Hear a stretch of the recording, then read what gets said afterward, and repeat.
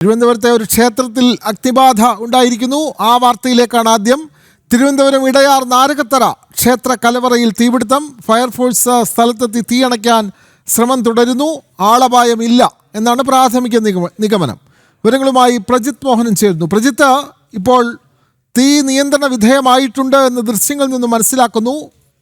തലസ്ഥാനത്തെ ഇടയാർ നാരകത്തറ ക്ഷേത്ര കലവറയിൽ ഉണ്ടായ തീപിടുത്തം, ഇപ്പോൾ അത് അണയ്ക്കാൻ സാധിച്ചിട്ടുണ്ടോ?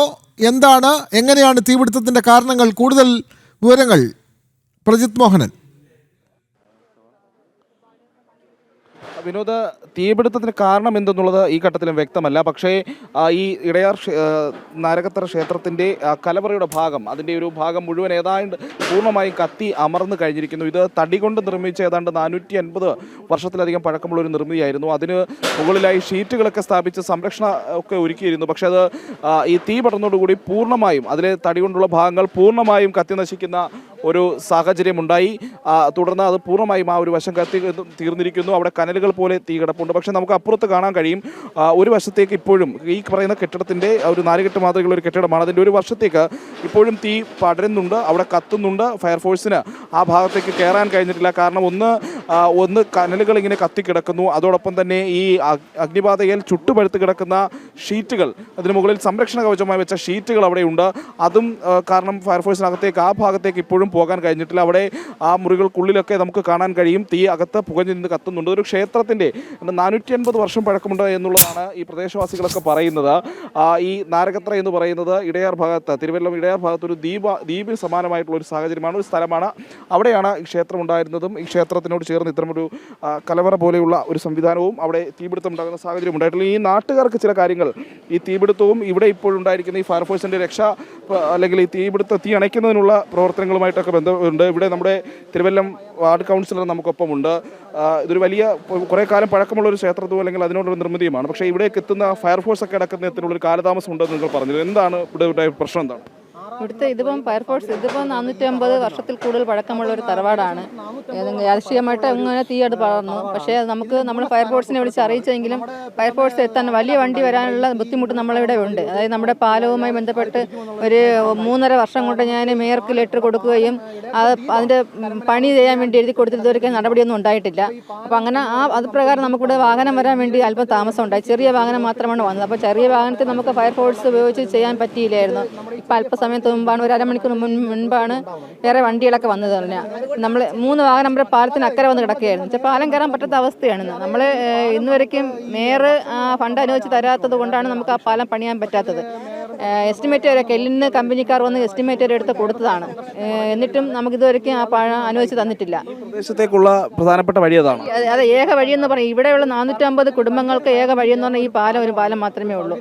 മുൻകാലങ്ങളിൽ നടന്നു പോയതാണ്. പിന്നീട് അത് ഇത്രയും ഇതിലായി. അതിനെക്കാട്ടി വലിയ വാഹനങ്ങൾ പോകും. ഈ വാഹനത്തിലെങ്കിൽ ഐസർ പോലത്തെ ഒരു വലിയ വാഹനം വന്നുണ്ട്. പക്ഷേ ഈ പാലത്തിൻ്റെ ശോചനീയ അവസ്ഥ കൊണ്ട് ഇപ്പം വലിയ വാഹനങ്ങൾ കയറുന്നില്ല. അതുകൊണ്ട് വലിയ വാഹനം വരാൻ പറ്റുന്നില്ല. ആ ബുദ്ധിമുട്ടാണ് ഇപ്പോൾ ഉള്ളത്. മേയർ വന്നിട്ട് പ്രഖ്യാപിച്ചിട്ടൊക്കെ പോയി അവർ ഉടനെ ചെയ്യുമെന്ന് പറഞ്ഞിട്ട് 7 മാസത്തോളം ഇതുവരെയ്ക്കും ഒരു നടപടി ഉണ്ടായിട്ടില്ല പാലത്തിനുള്ള. വിനോദ്, അങ്ങനെയാണ് ഇവിടുത്തെ വാർഡ് കൗൺസിലർ അടക്കമുള്ളവർ പറയുന്നത്. ഈ നാട്ടുകാർ മുഴുവൻ ഈ വിഷയം ചൂണ്ടിക്കാട്ടുന്നുണ്ട്. പ്രത്യേകിച്ച് ഈ ക്ഷേത്രവും ഈ പറയുന്ന ഇപ്പോൾ ഈ കത്തിയമർന്നിരിക്കുന്ന ഈ ക്ഷേത്രത്തിൻ്റെ കലവറ എന്ന് പറയുന്ന ഈ നിർമ്മിതിയും ഒക്കെ 450 വർഷങ്ങളൊക്കെ പഴക്കമുണ്ട്. പൂർണ്ണമായും ഏകദേശം അതിൻ്റെ ഒരു ഭാഗത്തൊന്നും പ്രത്യേകിച്ച് വേറെ വസ്തുക്കളൊന്നും കൊണ്ട് നിർമ്മിച്ചവയല്ല. വളരെ പഴയ രീതിയിലുള്ള നിർമ്മാണ പ്രവർത്തനമാണ്. തടി കൊണ്ടാണ് നിർമ്മാണ പ്രവർത്തനം. അതുകൊണ്ട് തന്നെ അത് പൂർണ്ണമായും ആ ഭാഗമെല്ലാം കത്തിപ്പോകുന്ന അവസ്ഥയുണ്ടായി. തീപിടുത്തമുണ്ടായത് 8 മണിയോടെയാണ്. ഫയർഫോഴ്സിലേക്ക് ഇങ്ങോട്ട് എത്തിയെങ്കിലും അവർക്ക് കൃത്യമായി ഈ പ്രദേശത്ത് കൃത്യമായി തീ അണയ്ക്കുന്നുള്ള ആദ്യഘട്ടത്തിൽ ഒന്നും ചെയ്യാൻ കഴിഞ്ഞില്ല. കാരണം വലിയ വാഹനങ്ങൾ ഇങ്ങോട്ടേക്ക് വരില്ല എന്നുള്ളതായിരുന്നു. അതിന് കാരണമായത് ഈ പ്രദേശത്തുള്ള ഒരു പാലത്തിൻ്റെ ശോചനീയാവസ്ഥയാണ്. അത് നാട്ടുകാർ പലതവണ പരാതി ഉന്നയിച്ചിട്ട് പോലും ഇവർക്ക് കൃത്യമായി ഒരു നടപടി ഉണ്ടാകാത്തതാണ്. കോർപ്പറേഷൻ്റെ ഭാഗത്തുനിന്ന് ഒരു അനാസ്ഥ ഉണ്ടായതാണ് ആ പാലത്തിൻ്റെ പണി ഇങ്ങനെ വൈകാൻ കാരണം എന്നുള്ളതാണ്. ഈ ക്ഷേത്രവും ഈ കലവറയും ഒക്കെ ഒരു എത്ര കാലമായി, എന്താണ് ഇതിൻ്റെ ഒരു? ഏകദേശം ഒരു 450 വർഷത്തോളം പഴക്കമുള്ള ഒരു തറവാടാണ്. ഇത് ക്ഷേത്രത്തിൻ്റെ മൂലസ്ഥാനമാണ്. ഈ മൂലസ്ഥാനമാണ് തൊട്ടടുത്ത് ഈ കെട്ടിടം. ഇത് 3/4% ഈ തടി കൊണ്ട് നിർമ്മിച്ച നിർമ്മിതിയാണ്. അപ്പോൾ അതുകൊണ്ട് തന്നെ ഈ തീ ആളിപ്പടരാനുള്ള ഒരു സാഹചര്യം ഉണ്ടായി. പക്ഷേ നമുക്ക് കൃത്യസമയത്ത് നമുക്ക് നമ്മുടെ ഈ പാലം, നമ്മുടെ ഇടയാർ ഇതൊരു ദ്വീപാണ്, കരമനാറും കിള്ളിയാറും ചുറ്റപ്പെട്ടൊരു ദ്വീപാണ് നമ്മുടെ പ്രദേശം. അപ്പോൾ ഇവിടുത്തെ പാലം സൗകര്യം ബുദ്ധിമുട്ടാണ്. വർഷങ്ങളുണ്ട് ഞങ്ങൾ ഇടയാർ ജനതയുടെ ആവശ്യമാണ്, ഞങ്ങളുടെ അവകാശമായിട്ട് ഞങ്ങൾ എപ്പോഴും ഇതിനെതിരെ സമരം നടത്തിയിട്ടുണ്ട്. കാരണം എന്ന് പറഞ്ഞാൽ ഈ ഒരു വർഷം, ഒരു 1.5 വർഷത്തോളം മേലെയായി ഈ സമര പരിപാടിയായിട്ട് നാട്ടുകാർ ഇതിൻ്റെ പുറത്തുനിന്ന് പോയിട്ട്. അപ്പം ഇതായിട്ട് ബന്ധപ്പെട്ട് ഇതിൻ്റെ ഉദ്യോഗസ്ഥർ, കോർപ്പറേഷൻ ഉദ്യോഗസ്ഥർ, നമ്മുടെ SC ഉൾപ്പെടെയുള്ള ഉദ്യോഗസ്ഥർ സ്ഥലത്തെത്തി ഇതിൻ്റെ എസ്റ്റിമേറ്റ് തയ്യാറാക്കി. ക്വില്ലാണ് ഈ കമ്പനിയാണ് ഈ പാലം ആദ്യം പണിയത്. ക്വില്ലിൻ്റെ ആൾക്കാർ വന്ന് കണ്ടു. അവർ 89 ലക്ഷം രൂപ ഇതിലെ എസ്റ്റിമേറ്റ് എടുത്ത് കൊണ്ടുപോയി. പോയതല്ലാതെ പിന്നെ 1.5 വർഷം കഴിഞ്ഞിട്ട് ഒരു നടപടി ഉണ്ടായിട്ടില്ല. അതിനുശേഷം മേയർ വന്നു, നോക്കി, ജനങ്ങൾക്ക് ഉറപ്പ് പറഞ്ഞിട്ട് പോയി. അതൊരു 4-5 മാസമായി. അപ്പോൾ ഈ പാലം നല്ലൊരു സൗകര്യം ഉണ്ടായിരുന്നെങ്കിൽ ഇത്രത്തോളം നാശനഷ്ടം ഉണ്ടാവത്തില്ലായിരുന്നു. ഈ കഴിഞ്ഞ ദിവസം ഇവിടെ ആളുകൾ ഉണ്ടായിരുന്നു എന്ന് പറയുന്നു. അതെ, ഇപ്പം കുറച്ച് വർഷക്കാലം കൊണ്ട് ഇത് ആൾ താമസം ഉണ്ടായിരുന്ന സ്ഥലമാണ്. ഇപ്പോഴും ഏകദേശം കുറച്ച് കാലം കൊണ്ട് ഇപ്പം ഇത് താമസമില്ല. പക്ഷേ എന്നിരുന്നാലും ഒരു ഉത്സവ സമയത്ത് ഇവിടെ വരുന്നുണ്ട്. ഇത് പൂജയ്ക്ക് തുറന്ന് പ്രവർത്തിക്കുന്നുണ്ട്, ആൾ താമസം വരുന്നുണ്ട്, അങ്ങനെയൊക്കെ വന്നുണ്ട്. ഇപ്പോൾ നിലവിൽ കലവറയായിട്ട് അത് ഉപയോഗിക്കുന്നുള്ളൂ.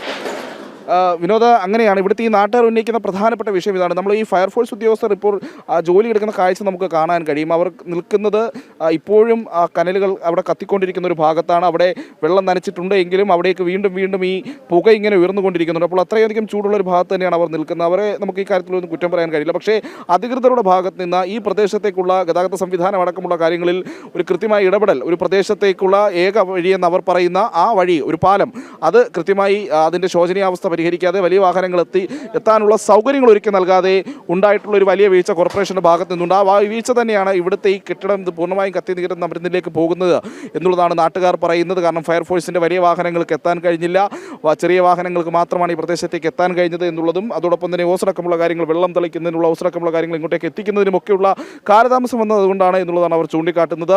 ഇപ്പോഴും ഈ നിർമ്മിതിയുടെ ഒരു ഭാഗത്ത് അവിടെ തീ ചെറുതായെങ്കിലും ആളിക്കൊണ്ടിരിക്കുന്നുണ്ട്. അവിടെ പൂർണ്ണമായും തീ കെട്ടടയുന്ന ഒരു സാഹചര്യം ഉണ്ടാകുന്നില്ല. എന്തായാലും നാട്ടുകാർക്ക് ഈ വിഷയത്തിൽ വലിയൊരു പ്രതിഷേധമുണ്ട് എന്നുള്ളതാണ്. അവർ പലവട്ടം ഈ വിഷയം വാർഡ് കൗൺസിൽ അടക്കമുള്ളവർക്ക് അറിയുന്നുണ്ട്. 3 വർഷത്തോളമായി തുടർച്ചയായി ഈ വിഷയം മേയറുടെ അടക്കം ശ്രദ്ധയിൽപ്പെടുത്തിയിട്ടും കൃത്യമായ നടപടി ഉണ്ടായിട്ടില്ല എന്നുള്ളതാണ്. അങ്ങനെ തീർച്ചയായും പ്രജിത്ത്, ഈ സമയത്ത് തീ നിയന്ത്രണ വിധേയമാക്കാൻ കഴിഞ്ഞിട്ടുണ്ട് എന്നുള്ള വിവരങ്ങളാണ് ലഭിക്കുന്നത്. തിരുവനന്തപുരം ഇടയാർ നാരകത്തറ ക്ഷേത്ര കലവറയിലാണ് വൈകിട്ട് തീപിടുത്തമുണ്ടായത്.